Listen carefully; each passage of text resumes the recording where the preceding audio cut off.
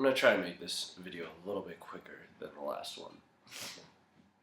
So, starting off today, we'll start with the 12th fret.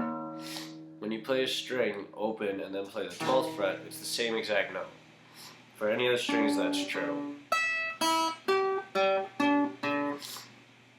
But between playing open and all the way up to the 12th fret, you obviously have different notes in between. So, if you want to play a scale on just one of the strings, there's a pattern you have to follow. And it's the same for every string, the same pattern. It's just going to end up being a different scale that you're playing. So, if you're playing it on the G string, you're playing a G scale. So, let's do the G string for example.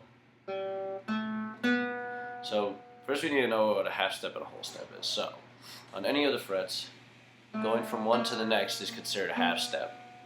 So those are all half step. A whole step is two half steps put together. So it would be not from there to there, but it would be from there to there.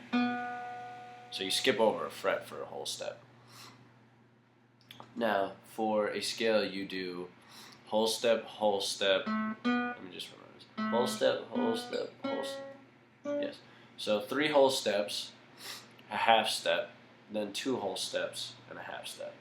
So it would be, on the G string, you'd go open, whole step, whole step, whole step, half step, whole step, half step.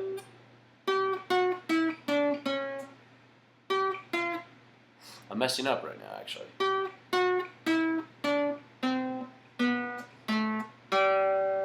It's the same for any string. 3 whole steps, a half step, 2 whole steps, a half step. So for the E string.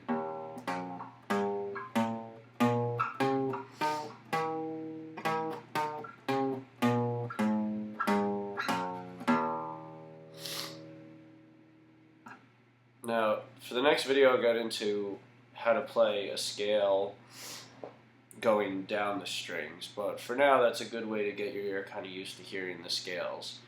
So you can do it on, like I said, any of the strings. It's the same pattern. It's 3 whole steps, a half step, 2 whole steps, a half step. It might help to say it as you do it too. Also, something to put in the back of your head and maybe think about from time to time is that to get the strings to play the same note together, if you're going from the top string, the E string, all the way down to the high E string, and you play for the 5th fret, so right now on the E string or the 6th string, I'm playing the 5th fret. That sounds the same as playing the string below it open. That's true as you work your way down. So I'm still playing the 5th fret, and then the string underneath, I'm playing it open. But when you get to the G string, which is the 3rd string, you want to play the 4th fret and the B string or the 2nd string under it open. So that's the only difference. And then the last 2 strings, it's still the 5th and open. If you want to go in the other direction, you would do the 7th fret. So right now I'm playing the highest E string, and the string above it I'm playing open, and those are the same note. Now the only place that changes is when you're playing on the 2nd string, which would be the B string. You have to play the 8th fret there, and on the G string you play that open. And then you go back to the 7th on your way up.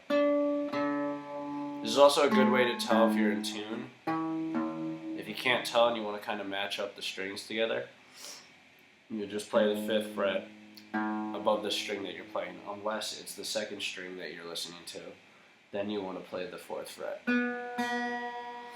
So hopefully this helps out a little bit. Might have been a little too complex. If it is, just write any questions that you have, and I'll be happy to help you out.